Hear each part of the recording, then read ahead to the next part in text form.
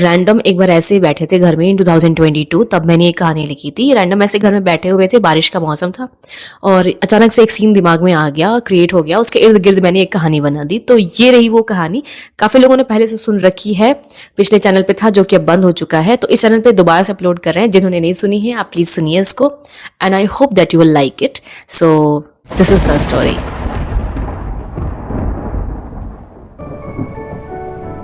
इस नए शहर की भागदौड़ का हिस्सा हुए अभी मुझे 1 महीना भी ना हुआ था। नई नई नौकरी थी।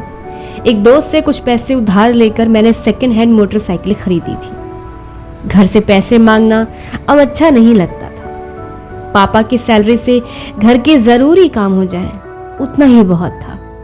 एक उम्र के बाद ना आप घर की सारी जिम्मेदारियां अपने कंधों पर ले लेना चाहते हो कि आपका परिवार आप पर फक्र करे कि अब आप अपने परिवार के काम आओ। और इसलिए मैं भी बहुत मेहनत और लगन से काम करता था। यहाँ आने से 1 महीना पहले से ही मैंने मम्मी के साथ किचन में हर रोज एक वक्त का खाना बनाकर ट्रेनिंग पहले ही ले रखी थी। एक अकेला था ना कोई भाई ना बहन।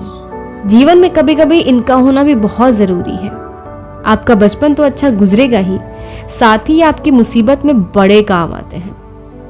खैर 12वीं के बाद मैंने आगे की पढ़ाई भी घर के पास वाले कॉलेज से ही की। ऐसा नहीं था कि मैं पढ़ने में अच्छा नहीं था, ऐसा भी नहीं था कि मैं किसी बड़ी यूनिवर्सिटी की दाखिला परीक्षा को पास नहीं कर सकता था। बस घर के कामकाज में पापा का हाथ बटाना चाहता था, क्योंकि वे ज्यादा देर ठीक से चल नहीं पाते थे।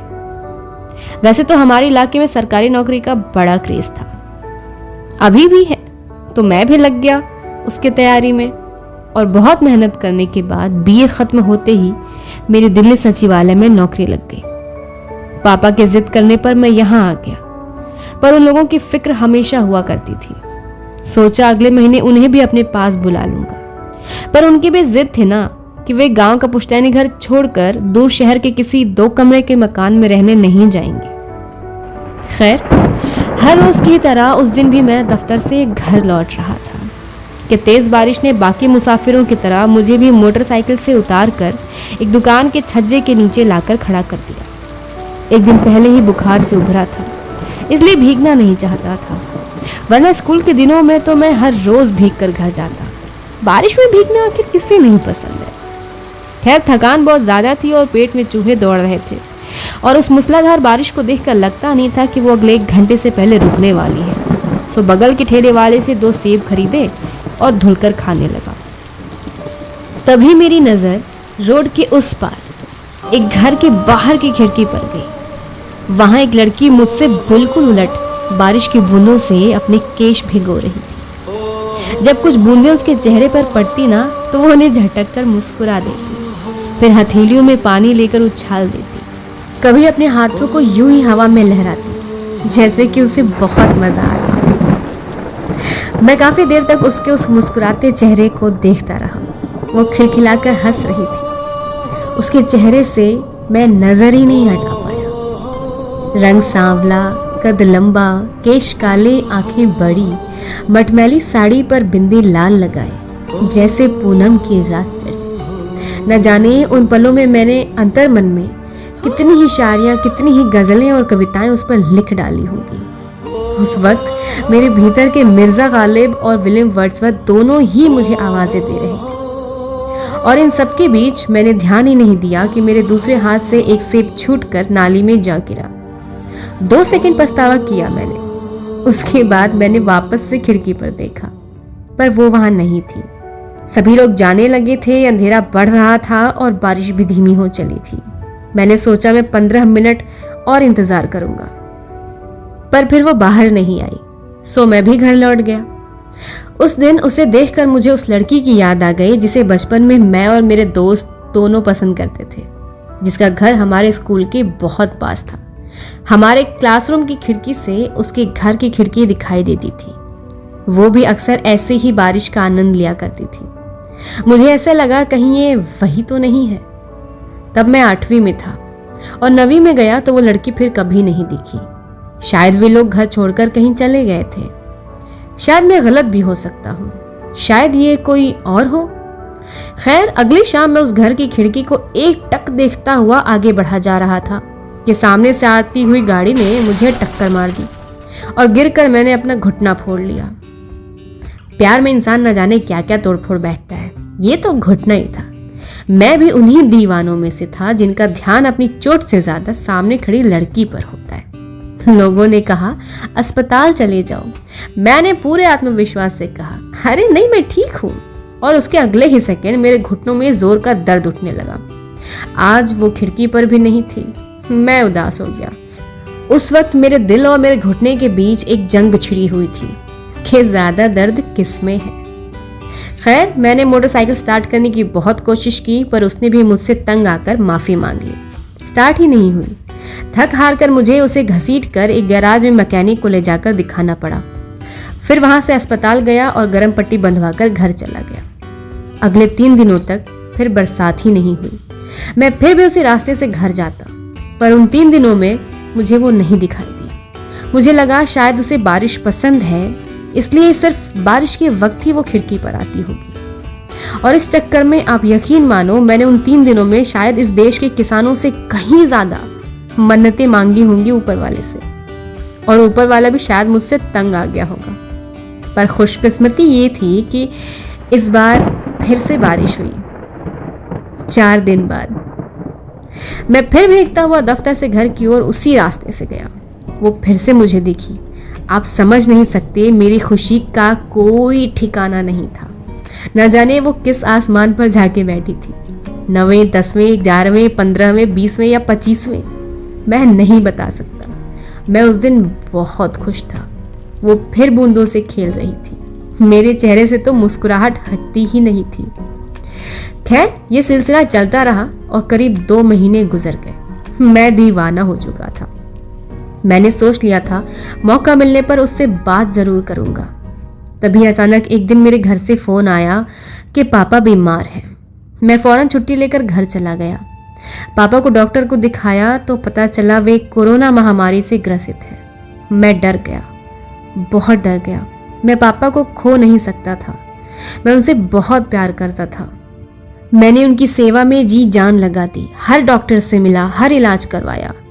1 हफ्ता गुजर गया और 8वें दिन मैंने पापा को हमेशा हमेशा के लिए खो दिया।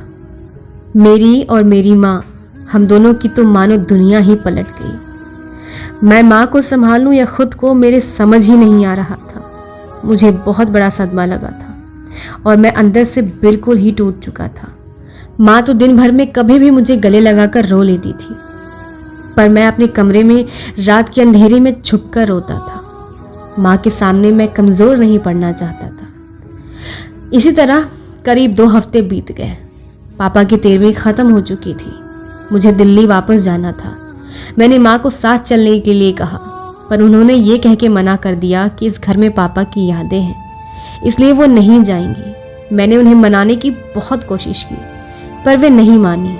अंत में मुझे अकेले ही दिल्ली वापस लौटना पड़ा। पर लौटने के बावजूद 2 दिनों तक मैं ऑफिस नहीं गया। मन ही नहीं होता था, दिल ही नहीं लगता था, कुछ करने का मन नहीं करता था। बस पापा की याद आती और मैं रोता रहता। बहुत अकेला महसूस करता था। खैर 3रे दिन मैंने खुद को संभाला और दफ्तर गया। शाम को जब मैं वापस लौट रहा था तो मैं फिर उसी रास्ते से गया, पर मैंने उसकी खिड़की को बंद पाया। मैं घर चला गया। अगले दिन फिर से मैंने उस लड़की की खिड़की को बंद पाया। ऐसा करते करते करीब 1 हफ्ता गुजर गया। उस बीच बरसात भी नहीं हुई। मैं कुछ समझ नहीं पा रहा था। मैंने ठान ली कि मैं पता लगाऊंगा। एक फल वाला हर रोज उसके घर के नीचे ठेला लगाता था। मैंने अक्सर उस पर नजर डाली थी, इसलिए उसे पहचानता था। तो एक दिन मैंने उसके पास जाकर पूछा, भाई ये जो सफेद वाला घर है पीछे, इसकी छत पर आज तंबू क्यों लगा है? कोई समारोह है क्या? इतना कहते हुए मैं अंदर ही अंदर डर रहा था कि कहीं ये फल वाला ये न कह दे कि उसका तो विवाह तय हो गया है। तभी उस फल वाले की आवाज मेरे कानों में पड़ी, अरे बाबू, ये मिश्रा जी का घर है। इनकी बड़ी बिटिया की आज 13वीं है। कोरोना हुआ था, बेचारी बची नहीं। बहुत दवा इलाज कराए लोग, कहने को तो धन बहुत है, पर वो आगे न जाने क्या क्या कहता गया और मैं सुन्न पड़ा वहां खड़ा रहा, जैसे किसी ने मेरे पैरों तले से जमीन खींच ली हो। मेरे दिल की धड़कनें मानो रुक सी गई थी। मेरी आंखों में पानी आ गया। मैंने उस खिड़की को देखा और करीब कुछ मिनट तक देखता ही रहा। तभी वो खिड़की अचानक से खुली। मेरा दिल जोर से धड़का। एक सेकंड के लिए मैं ये उम्मीद करने लगा कि काश ये वही हो, काश ये वही हो जिसे मैं देखना चाहता हूँ, काश वो सही सलामत हो। तभी उस खिड़की में से एक लंबे बालों वाली लड़की ने बाहर झांका। मैं फिर से उम्मीद करने लगा। मेरी आंखों में चमक आ गई और मेरे दिल की धड़कनें बहुत तेज हो गई, पर उसका चेहरा दूसरी तरफ था। मैंने इंतजार किया। मैं उत्सुक था, बहुत उत्सुक। तभी वो मेरी तरफ मुड़ी और मैं फिर से उदास हो गया। ये तो कोई और थी। पर अभी भी मैं ये जानना चाहता था कि जिससे मैं प्यार करता हूँ वो बड़ी बहन है या छोटी। सो मैंने ठान ली कि मैं उस बिल्डिंग में जाऊंगा। मैंने अपने कदम बढ़ाए ही थे कि उस अनजान लड़की ने खिड़की से मेरी तरफ देखकर हाथ हिलाया।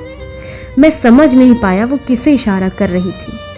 मैंने इशारे से पूछा तो उसने मेरी तरफ देखकर मुझे ठहरने के लिए कहा। फिर वो अंदर चली गई। मैं कुछ समझ नहीं पाया, वो अनजान मुझ अनजान को क्यों रोक रही थी। पर मैंने सोचा कि शायद वो उसके बारे में कुछ बता दे, कि वो ठीक है। मैं तो बस इतना ही सुनना चाहता था। वो करीब 2 मिनट बाद अपने घर के गेट पर आई। उसने मुझे एक डायरी थमाई। मैंने उस डायरी को पकड़ते हुए पूछा, ये क्या है, किसकी है और आप मुझे क्यों दे रहे हो? क्या आप मुझे जानते हो? क्या लिखा है इसमें? ऐसे हजारों सवाल थे जो मैं उससे पूछना चाहता था। तभी उस लड़की ने कहा, ये डायरी दीदी ने लिखी है, इसे पढ़ लीजिएगा, आप ही के लिए है और मैं विनती करती हूँ आप यहाँ दोबारा मत आइएगा।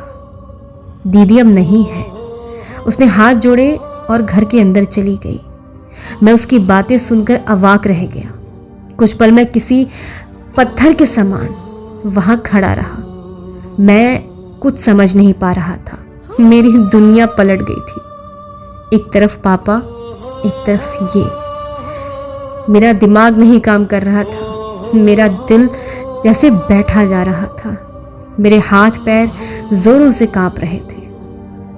मैं कभी उस डायरी को देखता, कभी उसकी खिड़की को। मैं उस लड़की को रोकना चाहता था, उससे हजारों सवाल पूछना चाहता था, पर पूछता भी तो क्या, कि उसे क्या हुआ था, वो कैसे चली गई। मैं कुछ नहीं समझ पा रहा था। मैंने उन्हीं कांपते हाथों से उस डायरी का पहला पन्ना खोला।